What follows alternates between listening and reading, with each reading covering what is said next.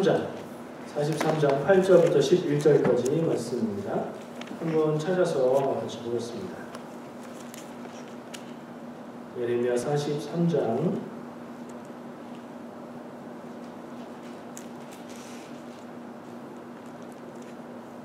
8절부터 11절까지 말씀입니다.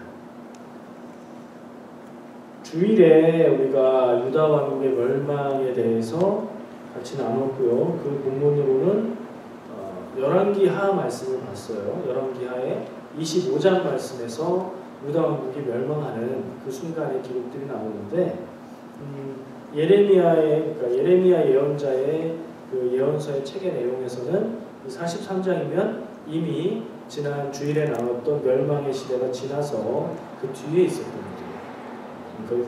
그러니까 염두에 두시고 같이 읽으면 이해가 더 될 것 같아요. 예레미야 43장 8절부터 11절까지 말씀 한 절씩 교독하겠습니다.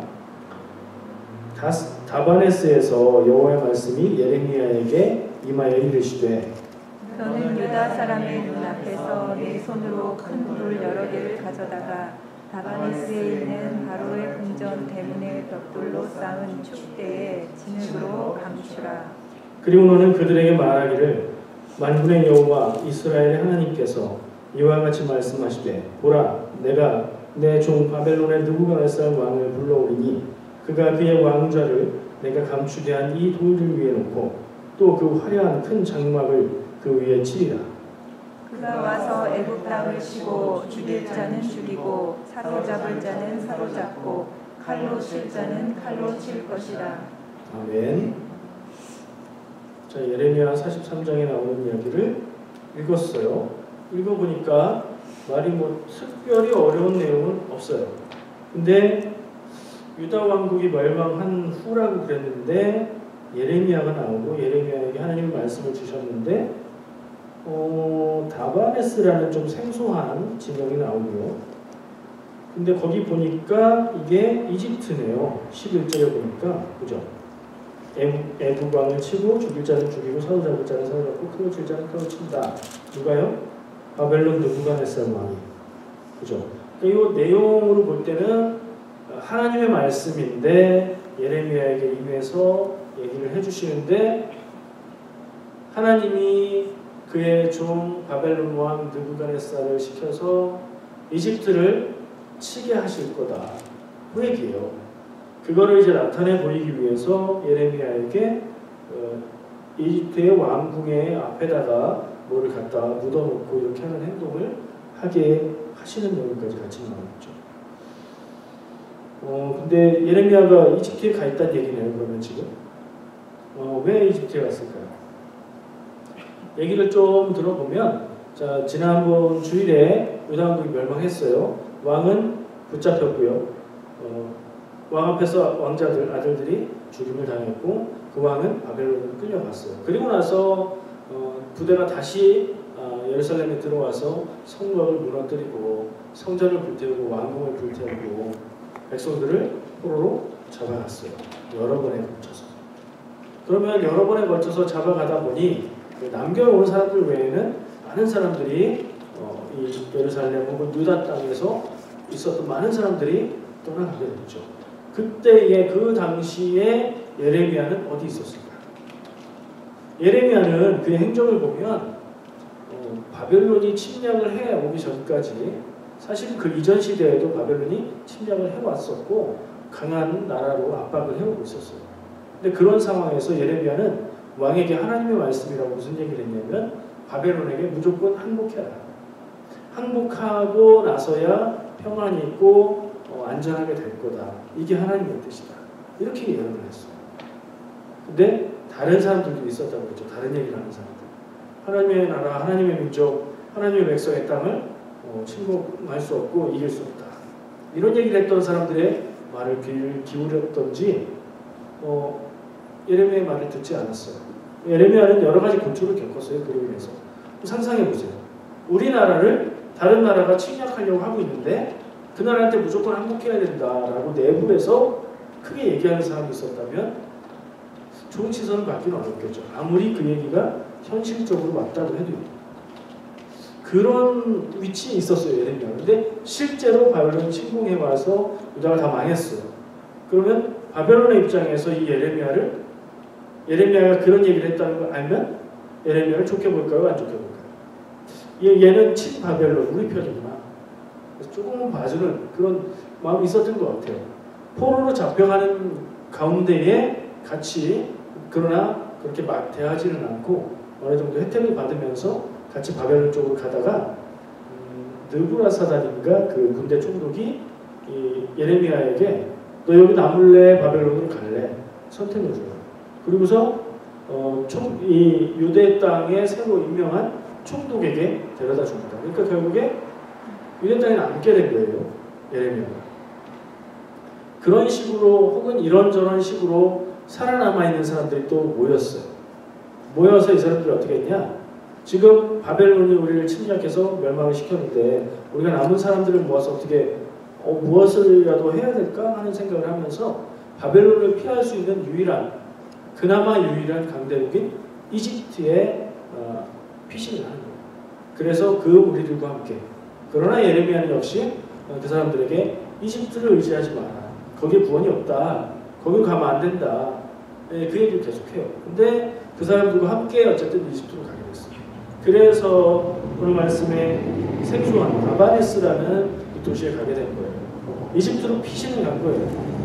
뒷일을 도모하기 위해서 혹은 바벨론의 세력에서 멀어지기 위해서 이집트로 갔어요, 진짜.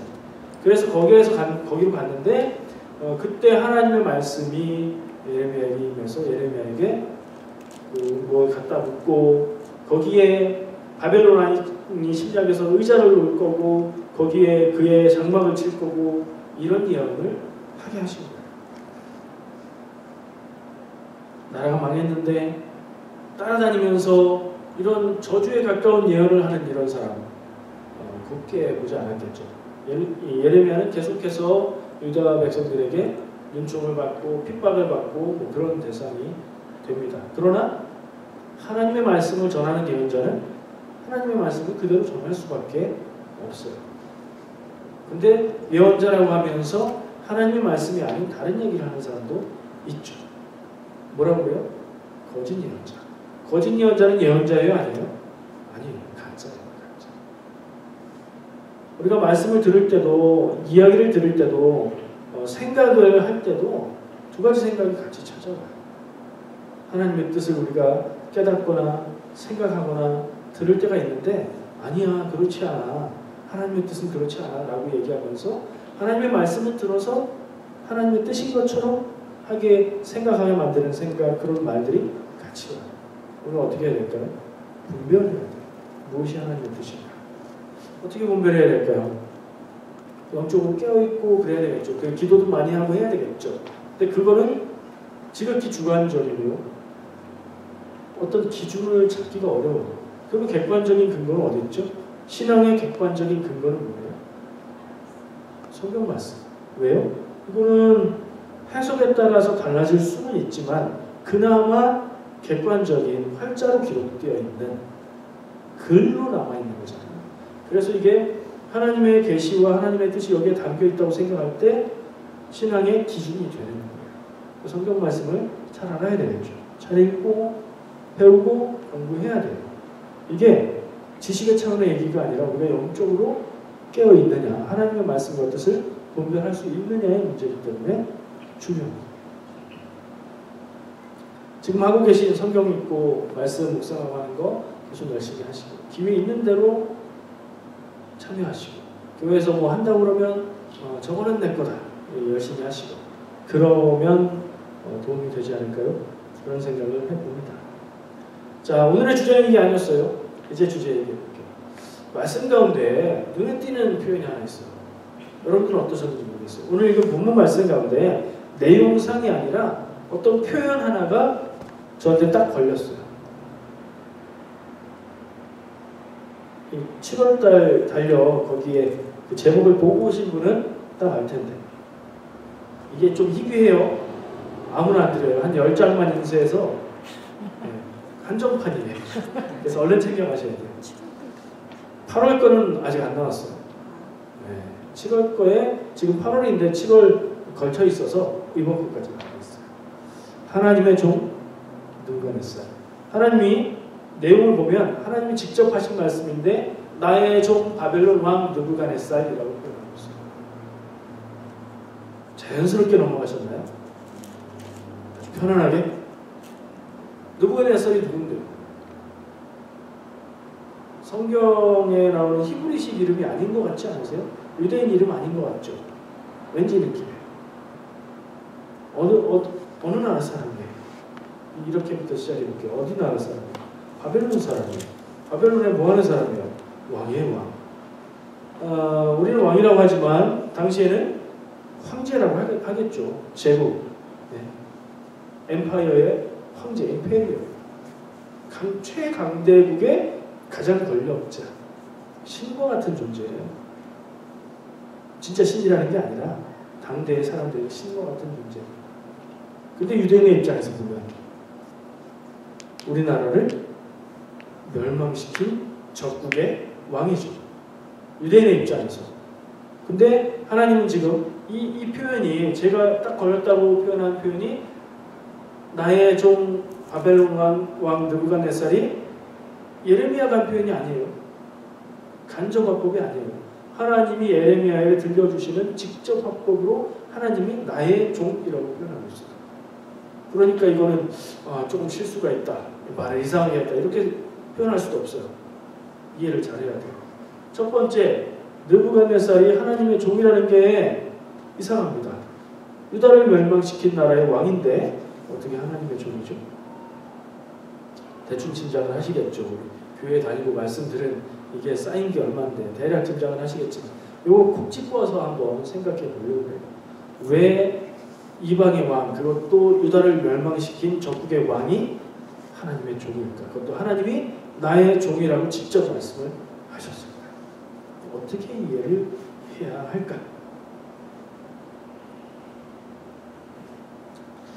어떻게 이해할 수 있을까요?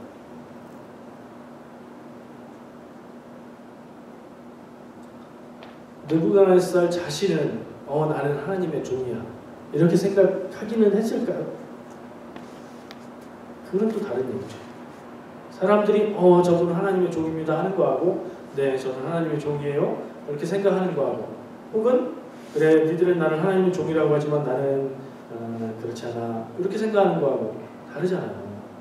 느부갓네살은 이런 내용에서 자기를 하나님의 종이라고 하는 것을 알긴 알았을까요?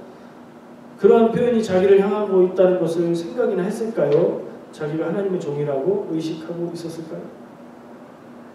모르죠. 그런 내용은 없으니까. 근데 일반적으로 생각해보면 아닐 것 같아요. 왜요? 느부갓네살에가 있어서 유다의 신 여호와 하나님은 자기가 정복해버린 나라의 신일 뿐이에요. 능력 없는 신이에요. 그렇게 생각하면 자기가 그 하나님의 종이다? 이런 생각할 리가 없거든요. 스스로는 그렇게 생각 안 했을 거예요. 그러면 느부갓네살 자신이 스스로 어떻게 생각했든지 간에 하나님이 그를 종이라고 하면 종인 거는 좀 맞죠. 어떻게 그럴까요? 그러면 생각이 여기까지 가야 돼요. 느부갓네살 바벨론 왕국을 통해서 바벨론 제국을 통해서 유다가 멸망하게 된 것이 하나님이 원하셨던 뜻입니다. 하나님의 계획입니다. 그러니까 유다 멸망이 하나님에 의한 것인가? 하나님이 그걸 원하셨고 계획하셨나? 이렇게까지 얘기가 진행이 되는 거죠. 거기까지 가보면 그런 것 같아 하는 이해가 돼요. 왜요? 말씀을 쭉 볼 때 그랬잖아요. 하나님의 예언이 계속해서 이스라엘과 유다를 향한 죄로 살아갈 때는 멸망이 온다. 그런 말씀의 예언의 말씀들이 계속 있었잖아요. 그리고 하나님이 그 화면을 알렸고 그것을 하겠다고 얘기를 하셨고 예언자들을 통해서 증언하셨잖아요. 유다의 멸망이 하나님의 뜻이었다는 건 충분히 이해가 돼요. 그러면 그 일을 행한 느부갓네살은 자기가 그렇게 생각했거나 안 했건 하나님이 느부갓네살을 사용하셨다라고 보는 게 가능하죠. 또 다르게 생각할 수도 있어요. 이건 꼭 이렇게 생각 안 해도 되지만 제가 생각 한번 해본 거예요. 이걸 인정할 수 있는지 한번 하나하나 따라와 보세요. 첫 번째, 세상 모든 것의 주인은 창조주 하나님이시다. 맞죠? 세상 모든 것의 주인. 두 번째, 세상의 역사도 하나님의 의지 안에 있으며 하나님이 주관하신다. 맞죠? 동의할 수 있죠. 세 번째, 아무리 자기 계획과 뜻대로 어떤 일을 할지라도 그 모든 것은 하나님의 계획과 의지 안에 있다. 누구든지. 맞아요, 아니에요? 이거는 좀 생각해 봐야 될 것 같은데 어쨌든 맞아요. 믿음 있는 사람들이 세상의 주인, 온 우주의 창조주 하나님의 주권을 인정한다면 하나님 앞에 순종하지 않고 하나님의 뜻을 구하지 않는 사람들이 하는 일의 결과도 하나님이 계획하고 인도하시는 것을 인정하는 게 맞아요. 그렇다면 하나님의 의지를 대신 행하는 자, 알건 모르건 간에 특히 중요한 시점에 중요한 일을 하는 자를 하나님의 종이라고 표현할 수 있어요, 없어요? 있어요. 근데 이거는 일반적인 용법의 하나님의 종이라는 표현과는 달라요. 보통 하나님의 종 그러면 자기 스스로 나는 하나님의 종이다 생각하고 하나님의 뜻을 구하고 그 하나님의 뜻을 그대로 순종하려는 의지를 가지는 사람이죠. 일반적으로. 근데 그런 일반적인 의미가 아니고 여기서 사용한 용법은 굳이 표현을 해보자면 역설적인 강조가 아닌가 생각합니다. 하나님의 백성을 멸망하게 했던 그 제국의 왕의 의지는 결국에는 그 하나님의 백성을 사랑하는 하나님의 뜻대로 그들을 벌하기 위해서 사용된, 그래 봐야 하나님의 주권 아래에 있었던 사람이다라는 그 모든 일의 의지와 주관은 하나님에게 있다는 역설적인 강조 방법이라고 생각이 돼요. 이렇게 표현을 해보니까 뭐 좀 이해가 될 것 같아요. 근데 이걸 이렇게 이해 안 하고요, 다르게 이해하는 방법도 있어요. 요거는 안 좋은 예로 들은 거예요. 제가 생각할 때 이건 안 좋은 예예요. 근데 그게 맞다고 보는 사람들도 많이 있어요. 어떤 거냐면 성경에 느부갓네살을 하나님의 종이라고 말씀하셨으니 느부갓네살은 하나님의 종이다. 하나님의 종이라는 표현은 하나님의 뜻을 묻고 순종하는 사람이니 느부갓네살은 하나님을 믿는 믿음을 가졌고 하나님의 뜻에 의해서 하나님의 사역을 대신 행했던 자다. 이렇게 얘기하면 제가 조금 전에 생각한 거하고 조금 엇나가기 시작하죠. 근데 이렇게 보는 방법을 여러 가지로 표현할 수 있겠지만 문자주의라고 해요. 써있는 말 그대로를 믿는 거예요. 그 말의 뜻을 헤아리는 게 아니라 써있는 말 그대로가 진리다. 그거 그대로가 맞는 거다. 이렇게 생각하는 거예요. 굉장히 편하고 좋은데 너무 단순해서 세상의 삶에 적용하면 조금 헷갈리는 경우들이 많이 생겨요. 저는 성경을 해석하는데 문자주의로 해석하는 것은 곤란한 점이 많다고 생각해요. 성경에 있는 말 그대로 문자주의로 연결해서 생각하는 건 성경을 잘못 읽을 가능성이 많게요. 특히 성경은 성경으로 푼다 이런 식의 얘기를 하면서 한글 성경에 번역된 단어들을 연결해서 뜻을 이어붙이는 건 정말로 위험해요. 왜요? 한글로 번역된 단어가 같을 뿐이지 원어는 전혀 다른 단어일 수도 있거든요. 의미가 완전히 다른 것일 수도 있고 연결이 안 되는 걸 수도 있는데 갖다 억지로 붙이는 경우가 있거든요. 그러니까 그런 해석 방법은 좀 조심해야 돼요. 여러분들이 성경을 읽으시다가 이거 잘 모르겠고 되게 어렵고 중요한 것 같은데 신비한 어떤 비밀이 있는 것 같은데 나름대로 읽었던 어떤 말씀이 생각이 나서 단어가 연결이 돼서 그렇게 해석을 해보니까 놀라운 신비가 있어. 이런 깨달음이 오시거든요. 굉장히 조심하셔야 돼요. 이단 탄생의 비밀이 거기 있어요. 그렇게 되는 거거든요. 자기만 이 비밀을 안다고 생각하는 거예요. 거기서부터 진리를 자기가 소유한 게 되고 이렇게 가기 시작하는 거죠. 그러니까 무지해서 그런 것도 있고요. 하나님 앞에 확고한 믿음을 가지고 그 믿음을 든든히 붙잡고 가는 것은 중요한데 모든 것을 다 무시하고 세상의 상식과 이성을 다 무시하고 성경만이 진리고 성경에 써있는 말 그대로가 진리다 라고 생각하는 건 되게 위험하다는 거예요. 근데 써있는 말씀을 잘 이해해서 그 의미를 찾는 건 중요해요. 그래서 저는 오늘 아까 먼저 소개해드린 것처럼 그 말을 이해하는 거예요. 느부갓네살을 하나님의 종이라고 표현한 것은 유다 백성들의 죄가 커져서 그들을 심판해야 했던 하나님의 계획과 뜻, 그리고 그 반대에 서 있는 그들의 죄, 이 구도를 더 강조해서 보여주는 것이다. 물론 세상의 모든 권세는 하나님이 세우신 것이고 하나님의 주권 아래 있다는 것을 인정하면서 그렇게 봐요. 그러나 이건 제 해석이고 이게 절대적이지 않습니다. 이거보다 더 나은 해석이 있기 전에는 이런 해석을 권장드리는 거예요. 문자주의, 말 그대로 이해하는 해석은 이만은 조심하시라고 또 말씀드리는 거예요.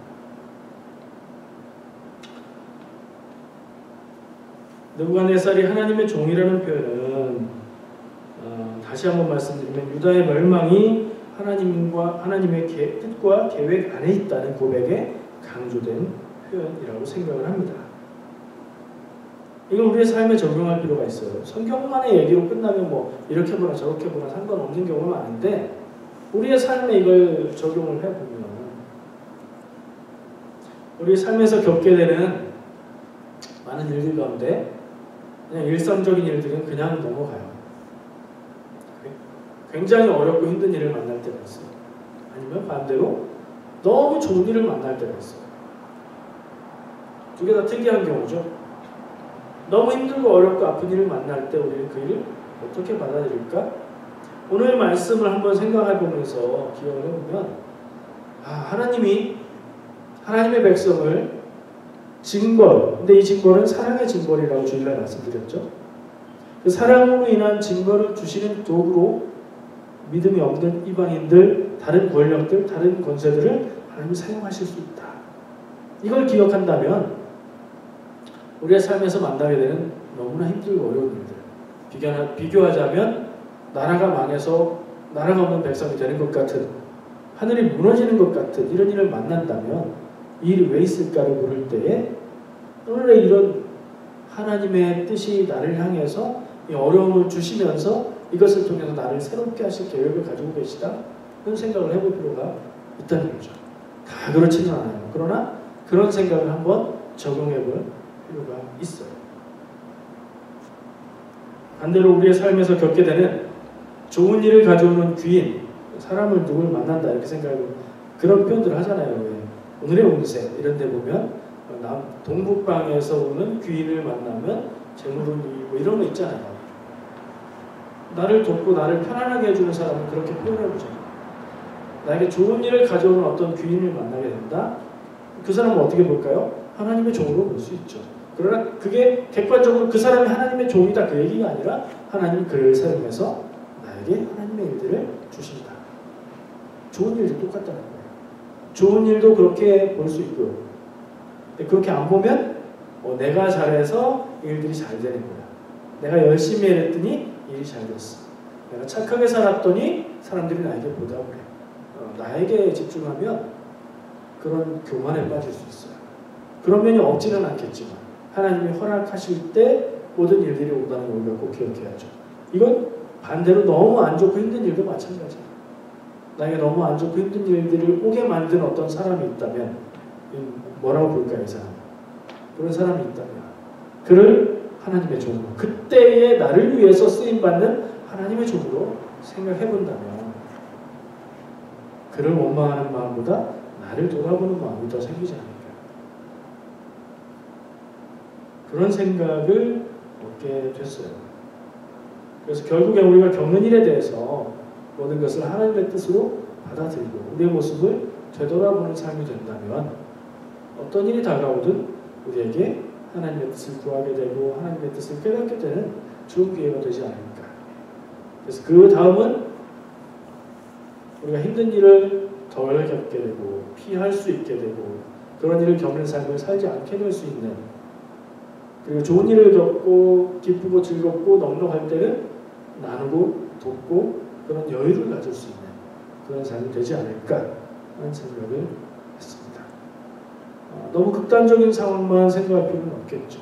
작은 일들도 우리가 이런 생각을 가지고 바라볼 때 유익함이 있을 거라는 생각을 합니다. 오늘 어떤 일들을 겪으셨나요? 누구를 만나셨나요? 그들이 나에게 하나님의 종이었을 수 있습니다. 기도하겠습니다. 사랑해 주님 감사합니다. 오늘 함께 말씀 나눴습니다.